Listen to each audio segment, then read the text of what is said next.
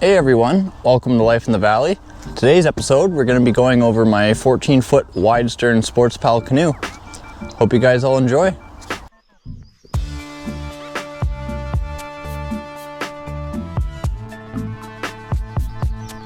So Sports Pal is originally a Canadian company. They're made up in North Bay, Ontario. But if you're down in the States, there's also a US variant of it. It's called Radisson. They're made down there. I'm not sure where exactly, but they're a great canoe, that's for sure. The guy who invented these canoes actually was looking for a lightweight, nice canoe to go fishing with in the backcountry. So that's exactly what they're designed for. There's a ton of different models of this canoe. There's the pointed on both ends version, like your classic canoe. You can also get a flat back. It's basically like the pointed on both ends, but a little bit of a flat back on it, kind of lopped off a little bit, just enough for a motor or trolling motor or whatever. Or you can get the wide stern, which is like this. It's almost like a canoe, but basically your normal canoe, except until you get down toward the back here, and it's 32 inches wide. And you can also get them all in 12-foot, 14-foot, or 16-foot canoes. I believe possibly even an 18-foot. But all made out of lightweight aircraft aluminum, nice and durable. What my little brother has is the 12-foot pointed, which is pointed at both ends. It's a nice light little canoe. He also has the bugs are pretty bad out here. He also has the trolling motor mount. It kind of clips in and the motor kind of hangs off to the side of the canoe, and you can use a motor if you want, or you can just paddle it and away he goes. I believe his canoe is 28 pounds or something like that. It's really light. And then little Aiden, Alyssa's little brother, he just got himself the 12-foot flatback wide stern. So it's basically the same as mine here, except a little bit shorter. Only the two-person capacity, but still an 800-pound capacity in the canoe, which is pretty good, that's for sure. But I believe his is 32 pounds, the 12-foot wide stern, Aiden's. And then this one is 38 pounds, just the canoe itself, the 14-foot wide stern. So they're quite light, easy to move around, and yeah, just an overall great canoe. So one thing that's pretty neat that I haven't seen in any other canoes really is the built-in paddle holders, along with the line holder for your anchor type of deal, and the oar locks as well, which is pretty neat.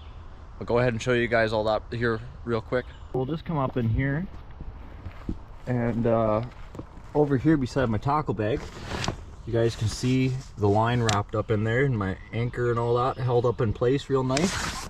And you guys can also see over here, these come factory, these little holders for your paddles, and then also the oar locks right here. And if I bring you guys up to the front, there's a hole here I have my cord run through, but that actually is for a sail. So the sail, you put it in at the front, and then you have your mast and everything, and then I'll bring you guys around beside the canoe here. And then on the transom back here, you have another lock here. You actually take one of your paddles and you put it in there, and that's your rudder, so you can go ahead and turn. This canoe here, the 14-foot wide stern, is rated at 850 kg and a 3-person and also 3 horsepower. I believe in the States it's a little bit less because of the different like Coast Guard regulations type of deal, but that's what it is here in Canada.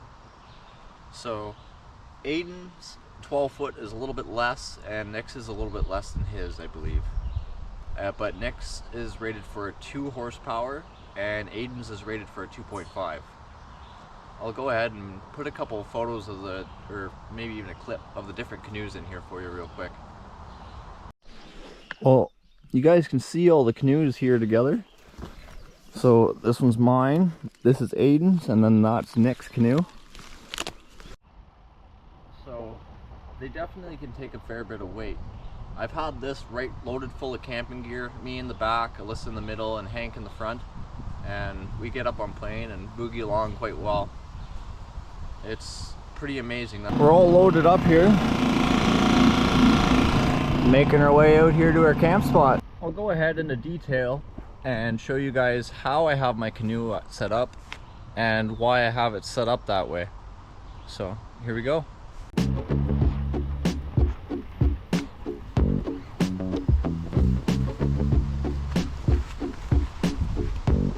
So basically just your plain Jane sports pal with the 3 seats. I just got the 3rd seat in here from Ottawa Valley Canoe and Kayak.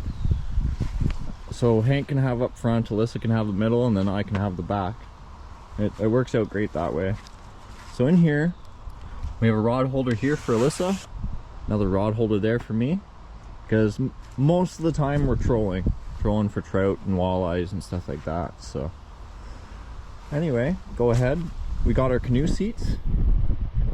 They make a huge difference, that's for sure. But then we also have our it doesn't want to stay up. We also have our throwables on the seats.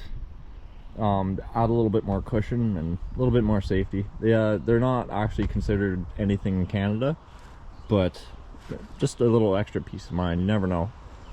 And then our life jackets, we usually just jam up in the front there. And then over here, we have my Helix 5 fish finder. I use this summertime and wintertime. It's honestly, I've never had an issue with it. It's just been absolutely great. This keeps on going. I have a little Dakota lithium. I believe it's a 10 amp hour battery running it, and I can get about 2 days if you turn the brightness down a little bit of non-stop running it. And then you guys can see here, I have everything clipped to the canoe. Just a little extra peace of mind, same as my tackle bag here and Alyssa's tackle bag. We always clip them to the canoe. Anyway, here's our little Lucky Strike extendable net. Nice rubberized net. You guys can see I painted the rim of it here red. It actually helps a lot when you're scooping fish. You can see where the edge of the net is so you don't bump them off. But this is kind of Alyssa's little compartment here. And then this is my little compartment here. We hang a fish chain over the side, or if we're getting smaller trout and stuff, we'll hang our basket here.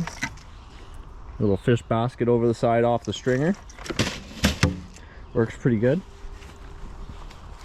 And then for filming, I usually use the GoPro I have here with the wireless mics and everything, but this is my mount off the front up to the GoPro, and you can get a good view of everything that you guys could see. But my second GoPro, usually set it up here facing me so I can talk, show fish, lures, all that good stuff. And then for all day filming, a little Blavar solar charger down here. I run the cord up and around in here so Hank doesn't get all tangled up in it, and then up. It works pretty well. So come around back here a little bit more. I have a little 5 liter jerry can, which is I think, what does it say here? 1 1/4 gallons US. That'll last me about a week non-stop trolling. It's pretty amazing. This is a Mercury 3.5 4-stroke. It just sips fuel nice and quiet, and it boots us along real well on this thing. You can see I beefed up the transom here a little bit with some aluminum C-channel, and yeah, before the engine was touching right there. I don't know if you guys can see the little mark, but now it can't flex that transom at all. So underneath here I have a little homemade cart I made. I just fixed this up the other day, or some wheels from Princess Auto. It was an old bicycle cart, but I cut it right apart and basically redesigned the whole thing. Got some bearings off Amazon, some heavy duty bearings. I actually have 5 of them in each of these wheels, so I shouldn't have to worry about bearings going, I hope. But you guys can see how I made the frame here. I kind of made it on an angle so I have a little bit more ground clearance and it doesn't get hung up and stuff as much. And the canoe is nice and high up off the ground there, so when I'm walking with it, I'll put a little clip in here for you guys.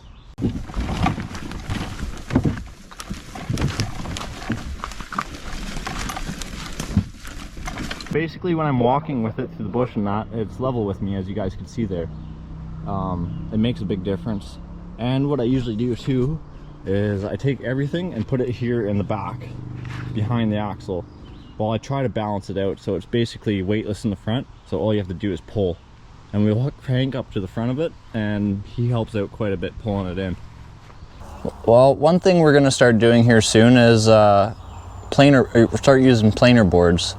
So I was at a back lake the other day, and these guys were using them, and they couldn't keep fish off their lines. It was pretty crazy, eh, Hank? But yeah, so I ordered some mini planer boards. So basically what they do is they just bring your line out beside the boat further. So when you're trolling along, spooky fish like trout and walleye and all that good stuff, they're out far away from the boat, so they don't spook as easy. So we're gonna give that a whirl. Hopefully that works for us, and yeah, we'll keep you guys updated on that. So one thing with these Sports Pal canoes, even the pointed ones, are a little bit wider than your general canoe, so they're just unbelievably stable on the water. Like, I'll put a video in here, but you guys can see in it, me, my little brother, and Hank are all, Hank's basically 3 feet on the side of the canoe, hanging over the side of it, and my little brother's netting the fish, and I'm trying to reel it in, and the canoe's not even leaning that hard. I'll go ahead and put that clip in here for you guys. Get the net, get the net. Get the net, get him up. Yeah, right.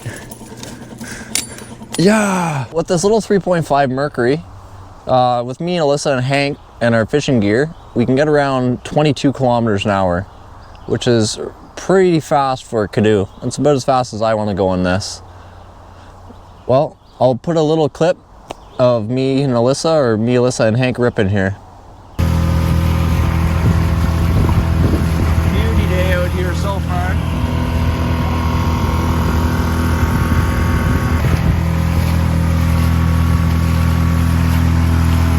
So one thing that's nice about a canoe over a kayak, I find, is you can bring more people with you. You can load it with gear. It's nice and stable. You can stand in it, and you can just do a whole lot more with it in general.